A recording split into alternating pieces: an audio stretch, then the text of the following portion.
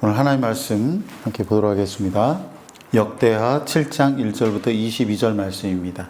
솔로몬이 기도를 마침에 불이 하늘에서부터 내려와서 그 번제물과 제물들을 사르고 여호와의 영광이 그 성전에 가득하니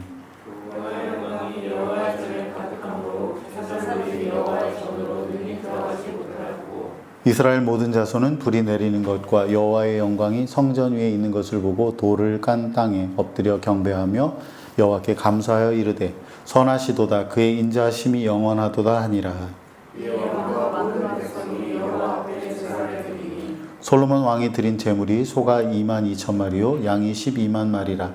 이와 같이 왕과 모든 백성이 하나님의 전에 낙성식을 행하니라.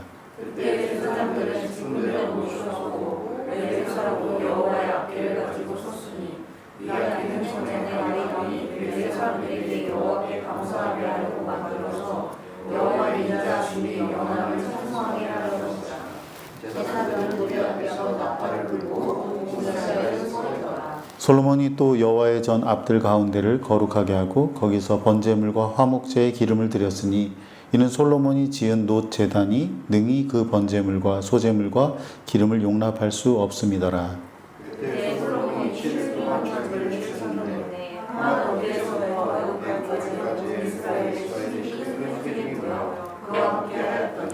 여덟째 날에 무리가 한 성회를 여니라. 제단의 낙성식을 7일 동안 행한 후 이 절기를 7일 동안 지키니라.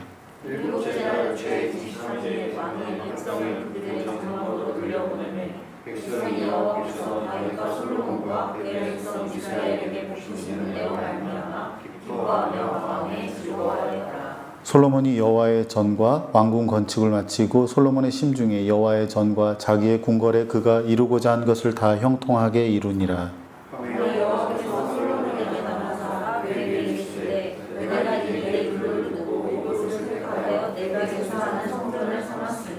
혹 내가 하늘을 닫고 비를 내리지 아니하거나 혹 메뚜기들에게 토산을 먹게 하거나 혹 전염병이 내 백성 가운데 유행하게 할 때에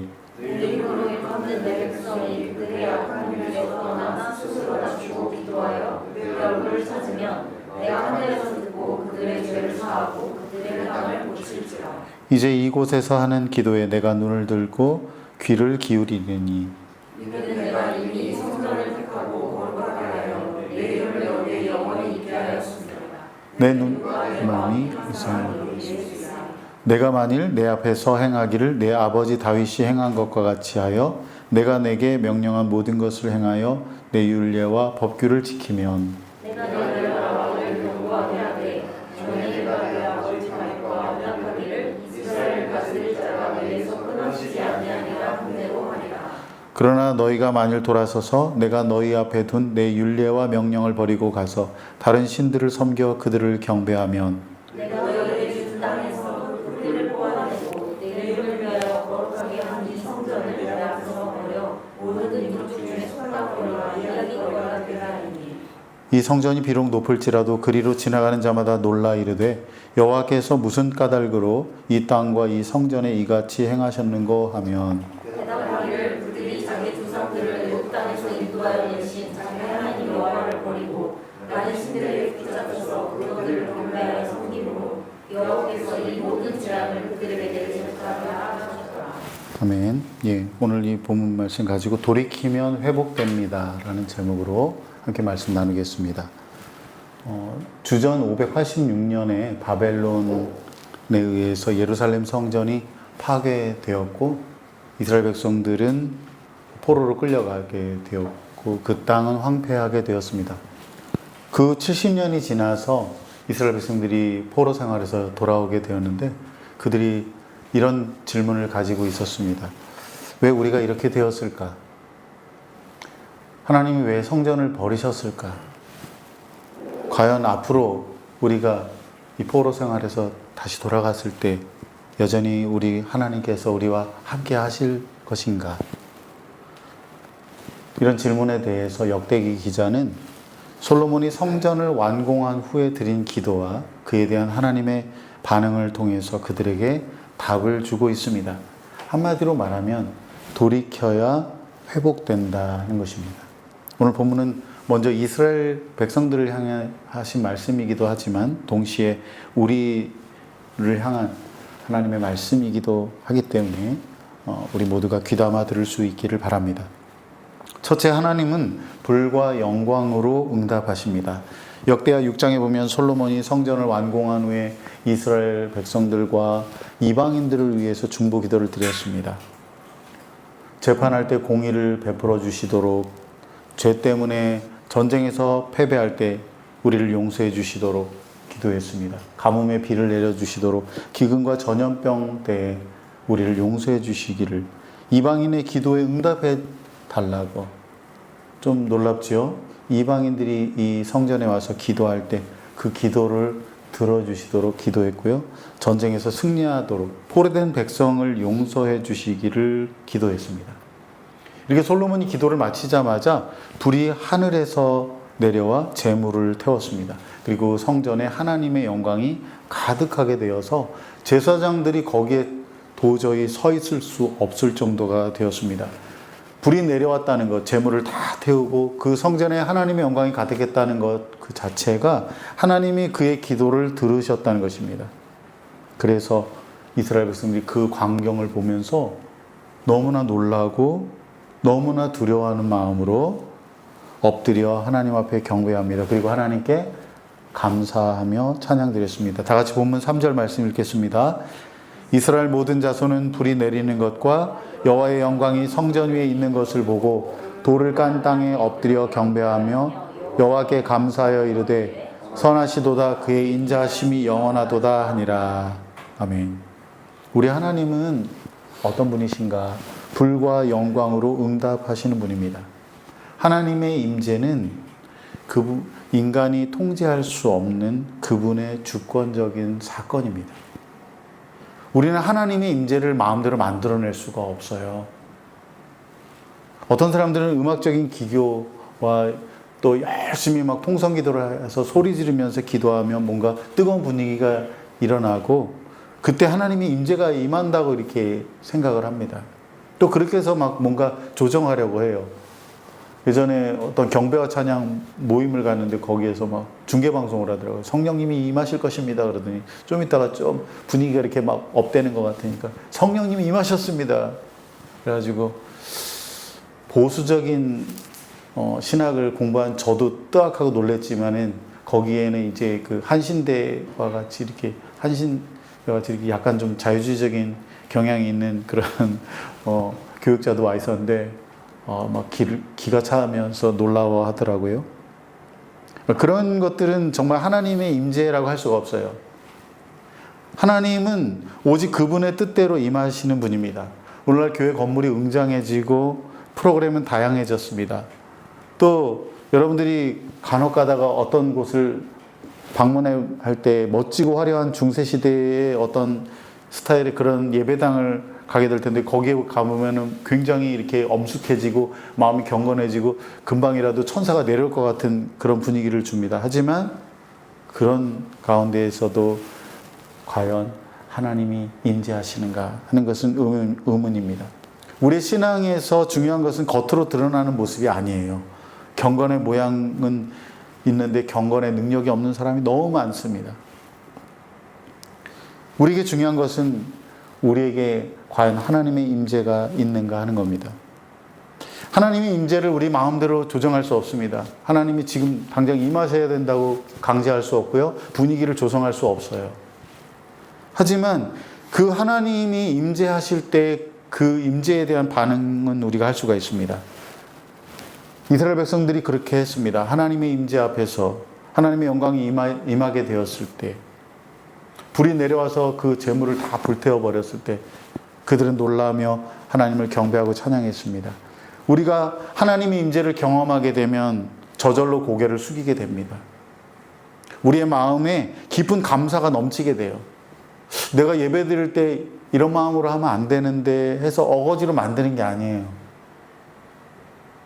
그 마음속에 깊은 감사가 자연스럽게 흘러나옵니다. 그리고 우리의 입술에 진심 어린 찬양이 흘러나옵니다. 그렇습니다. 하나님은 참 선하신 분이십니다. 하나님의 사랑은 끝이 없으십니다.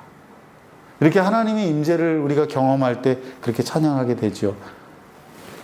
이것이 진정한 예배입니다. 하나님의 임재에 대한 반응입니다. 하나님 나에게 은혜 베푸셨음을 깨달았을 때 우리가 그렇게 예배하는 겁니다. 우리 예배가 그런 예배가 되었으면 좋겠습니다. 여러분, 건성으로 예배하지 말고 입술로만 찬양하지 말고 하나님은 선하시다 할 때, 하나님 살아계신다고 할 때 정말 그 하나님의 은혜에 대한 그 감사의 마음을 담아서 하나님을 예배할 수 있기를 바랍니다. 둘째는 하나님은 말씀으로 응답하십니다. 우리 다 같이 본문 13절 14절 말씀 읽겠습니다. 혹 내가 하늘을 닫고 비를 내리지 아니하거나 혹 메뚜기들에게 토산을 먹게 하거나 혹 전염병이 내 백성 가운데 유행하게 할 때에 내 이름으로 일컫는 내 백성이 그들의 악한 길에서 떠나 스스로 낮추고 기도하여 내 얼굴을 찾으면 내가 하늘에서 듣고 그들의 죄를 사하고 그들의 땅을 고칠지라. 아멘. 하나님께서 솔로몬의 기도에 응답하셨습니다. 돌이키면 회복하겠다고 말씀하셨습니다. 예루살렘 성전은 단순한 건물이 아닙니다. 하나님 우주의 그 우주라도 하나님을 담아낼 수가 없는데, 그분을 제한할 수가 없는데 그 작은 건물에 어떻게 하나님을 그렇게 붙들어 둘 수가 있겠어요? 가끔씩 들러서 그냥 하나님 여기 계시니까 내가 제사를 드리면 어떻게 내 삶을 살아가든지 상관없다, 그런 게 아닙니다. 성전은 하나님의 백성들이 어떻게 그분의 말씀에 순종하면서 살아가는지에 따라 복과 저주가 달라지는 장소였습니다. 이스라엘 백성들이 교만해지고 하나님을 떠나 우상 숭배를 하면 그 땅에 기근이나 전염병이 일어나게 될 겁니다. 그런 일을 당하게 됐을 때 어떻게 할 것인가? 이스라엘 백성들이 왜 우리에게 이런 일이 일어나야 합니까? 하나님을 원망하고 불평할 것인가? 아니면 이 성전에 와서 기도하면서 자신의 길에서 돌이킬 것이냐 하는 것을 선택해야 했습니다. 하나님을 믿지만 자신의 삶에서 기근을 겪는 사람들이 있습니다. 실타래처럼 얽혀있는 삶의 문제를 풀지 못하고 앞이 보이질 않고 인간관계가 다 깨어져 있습니다. 이것이 우리 인생에서 종종 경험하는 기근이나 전염병인데요. 하나님이 그의 백성들을 괴롭히고 죽이려고 그렇게 하시는 게 아니에요. 사인을 주시는 겁니다. 경고등을 켜시는 거예요.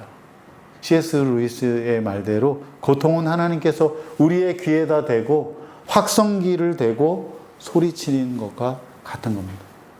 정신 차려! 우리가 하는 모든 일이 형통할 때도 조심해야 되지만 우리의 삶에 이러한 기근과 전염병이 있을 때 더욱 근신해야 합니다. 오늘 본문 14절은 하나님께서 우리에게 주신 해결책입니다. 스스로 낮추고 내 얼굴을 찾으며 돌이켜라. 그러면 내가 고칠 것이다. 하나님께서 여러분을 형통하게 하실 때 여러분 반응을 잘해야 돼요. 교만하지 말고 하나님께 영광을 돌리고 감사해야 합니다. 그 반대로요, 하나님께서 여러분에게 기근과 전염병을 통해서 경고의 사인을 주실 때도 반응을 잘 해야 합니다. 먼저 스스로 낮추시길 바랍니다. 스스로 낮추는 이 일이 안 되면은요, 나머지는 다 안 됩니다. 하나님 앞에 이렇게 어려운 일을 당할 때도 계속해서 교만하고 여전히 자기 뜻을 버리지 않고 그런 사람이 많아요. 죽을 병이 들고 내가 내 인생이 다 망가지고 파산한 위기에 대해서도 끝까지 고집부리는 사람을 저는 많이 봤습니다. 이게 안 되면 다 안 되는 거예요. 겸손히 자신을 낮춰야 됩니다. 하나님 앞에서 자기의 무력함을 인정해야 돼요. 어쩌면 그동안 여러분의 마음이 높은 데에 있어서 하나님이 보이지 않았는지도 모릅니다. 그래서 하나님의 뜻을 구하지도 않고 그분의 영광을 구하지 않았는지도 몰라요. 그래서 하나님께서 경고의 사인을 보여주실 때 스스로 낮춰야 합니다. 그 다음에 하나님의 얼굴을 찾아야 합니다. 단순히 자기의 문제를 솔직하게 말씀드리고 하나님의 도우심을 구해야 합니다.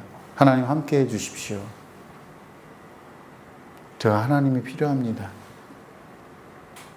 그전에는 하나님 찾지 않았습니다. 기도 생활 안 했습니다. 하나님 말씀을 그냥 제쳐두고 내 마음대로 살았습니다. 그런데 이제는 하나님 필요합니다. 하나님의 뜻을 구합니다. 하나님 도와주셨으면 좋겠습니다. 그런 거예요. 그리고 그런 다음에 할 일이 있어요. 그것은 뭐냐면 악한 길에서 돌이키는 거예요. 여기 악하다는 말은 우리가 일반적인 의미에서 말하는 악행이 아니에요. 사회 뉴스에 나오는 그런 것이 아니고요. 성경에서 말하는 그 악은 무엇으로부터 시작되냐면 자기의 생각 속에 하나님을 배제하고 살았던 삶을 말하는 겁니다. 그걸 버리라는 겁니다. 하나님 말씀 제쳐두고 내 뜻대로 살았던 그 생활 방식을 그만두라는 거예요. 회개라고 하는 것은 이렇게 돌이키는 것입니다. 단순히 감정적으로 후회하거나 유감을 표하는 정도가 아닙니다. 여러분 한 주간 내내 자기 마음대로 살다가 주일 예배 드릴 때 하나님 죄송해요. 그렇게 한마디 말하는 것은 회개가 아니에요. 여러분이 한번 입장 바꿔놓고 생각해 보세요. 만일 누군가가 여러분에 대한 태도나 행동이 굉장히 무례하고 되게 깔보는 그런 말투를 하는데 그런 건 고치지 않고 미안해. 내가 또 실수했네. 그렇게 말하면 여러분은 어떻게 받아들이겠어요? 어쩌면 그 미안하다고 하는 그 유감 표현이 오히려 여러분에게 더 모욕적으로 생각하지 않겠어요? 돌이킨다고 하는 것은 행동의 변화가 함께 일어나야 합니다. 겸손하게 스스로를 낮추고 하나님의 얼굴을 찾는 것이 내면의 태도라면, 우리의 마음에 있는 태도라면, 기도하고 돌이키는 것은 여러분의 삶의 방향을 실질적으로 바꾸는 행동이라고 할 수 있습니다. 둘 다 필요합니다. 그래야만 총체적인 치유와 회복이 일어납니다. 하나님께서 그럴 때까지 기다리십니다. 그럴 때까지 그 기근과 전염병의 상태가, 그 구렁텅이의 상태가 계속될 수도 있어요. 하나님께서 경고의 사인을 보내실 때 그저 대충 유감을 표시하는 것으로 끝나면 회복은 요원한 일입니다. 여러분 스스로가 낮추고 하나님의 얼굴을 찾으면서 스스로 자신이 걸어왔던 길을 되돌아보고 그 길에서 떠나길 바랍니다. 여러분의 인생에 지금이 아니더라도 나중에라도 여러분이 인생에 기근과 전염병이 닥치게 됐을 때 그러면 하나님께서 고치시고 회복하실 겁니다. 이것이 하나님께서 성전을 주신 목적이고요. 하나님께서 예수 그리스도 안에서 그분의 아들 안에서 우리를 그분의 성전으로 삼으신 이유입니다. 만약 여러분이 살다가 자신의 삶이 기근이라고 생각한다면, 건강의 문제가 발목을 잡게 된다면, 앞이 보이질 않고 막막하다면, 인간관계가 다 무너지게 된다면 그때 역대하 7장 14절의 말씀을 기억하기 바라요. 내 이름으로 일컫는 내 백성이 그들의 악한 길에서 떠나 스스로 낮추고 기도하여 내 얼굴을 찾으면 내가 하늘에서 듣고 그들의 죄를 사하고 그들의 땅을 고칠지라. 이것은 하나님께서 우리를 언제든지 도와주시겠다는 말씀입니다. 우리가 돌이키면 회복해 주시겠다는 말씀입니다. 문제는 우리가 그런 상황에서도 스스로 낮추지 않고 하나님의 얼굴을 찾지 않고 자신의 길에서 돌이키지 않는 겁니다. 그렇게 되면 그때는 하나님의 문제가 아니라 여러분의 문제입니다. 스스로 낮추고 하나님의 얼굴을 찾으시기 바랍니다. 하나님을 외면하고 하나님의 뜻을 배제하고 살았던 그 삶에서 떠나시기 바랍니다. 그럴 때 하나님께서 고쳐주시고 회복하실 것입니다. 그때 여러분이 걸어야 할 그 길에서 누려야 할 은혜와 복을 주실 것입니다. 세 번째는 하나님은 불순종을 심판하십니다. 하나님이 솔로몬에게 자기 이름을 성전에 두겠다고 약속하십니다. 그분의 눈과 마음이 항상 거기에 있겠다, 그런 말씀입니다. 하나님의 말씀대로 잘 순종하면 다윗과 맺었던 그 약속대로 영원히 그 나라를 견고하게 하실 거라고 말씀합니다. 하지만 만일 불순종한다면 얘기가 달라집니다. 오늘 본문 19절 20절 말씀 같이 읽겠습니다. 그러나 너희가 만일 돌아서서 내가 너희 앞에 둔 내 율례와 명령을 버리고 가서 다른 신들을 섬겨 그들을 경배하면 내가 너희에게 준 땅에서 그 뿌리를 뽑아내고 내 이름을 위하여 거룩하게 한 이 성전을 내 앞에서 버려 모든 민족 중에 속담거리와 이야기거리가 되게 하리니. 아멘. 하나님께서 성전이 지어졌을 때 분명히 경고하셨어요. 하나님의 말씀을 불순종하고 다른 신들을 경배하고 따른다면 너희들을 땅에서 뿌리를 뽑아 던져버리겠다. 실제로 그런 일이 일어났죠. 포로에서 귀환한 이스라엘 백성들은 왜 우리에게 이런 일이 일어났을까라고 질문했는데 그 답을 알게 됐어요. 왜 우리가 그렇게 소중하게 여겼던 성전이 무너지고 나라가 망해서 포로 생활을 하게 됐을까? 다른 거 아니다. 하나님께서 말씀하신 거예요.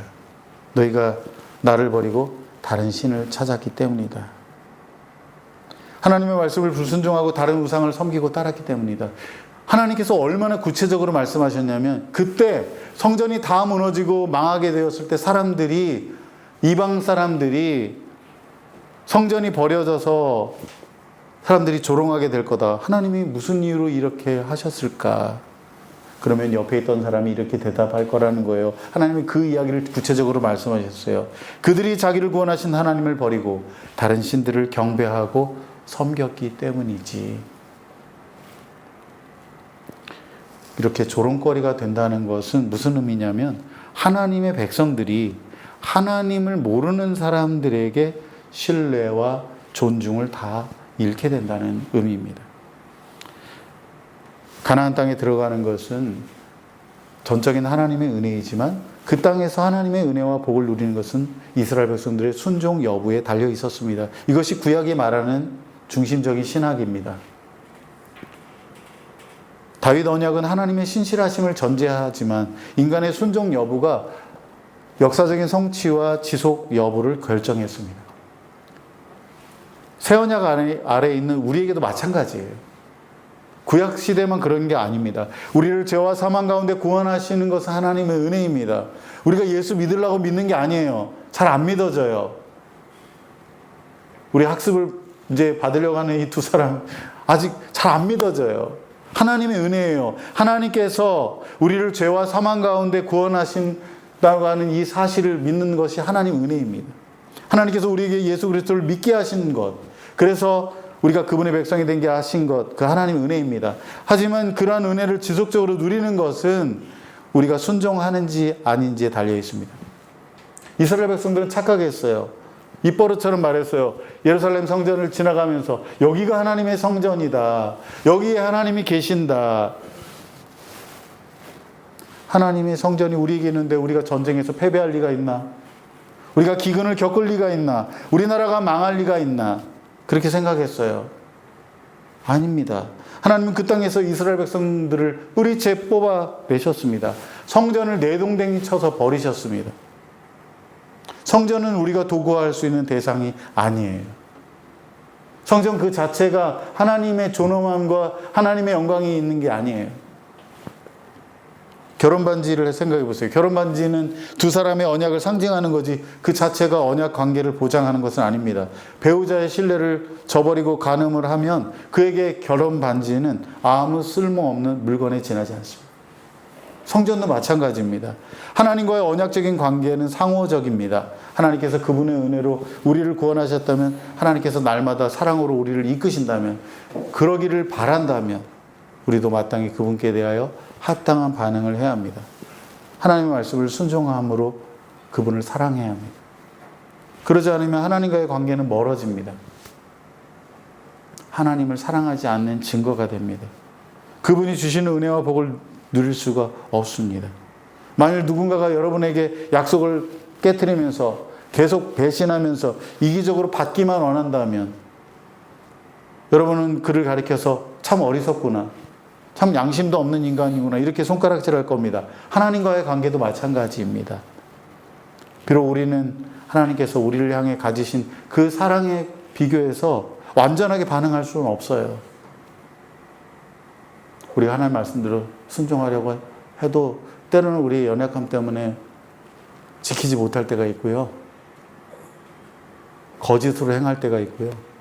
그래요. 근데 문제는 뭐냐면 아예 그냥 하나님 없이 사는 거예요. 전혀 노력하지도 않는 관계 회복을 위해서 내가 전혀 아무런 일도 하지 않는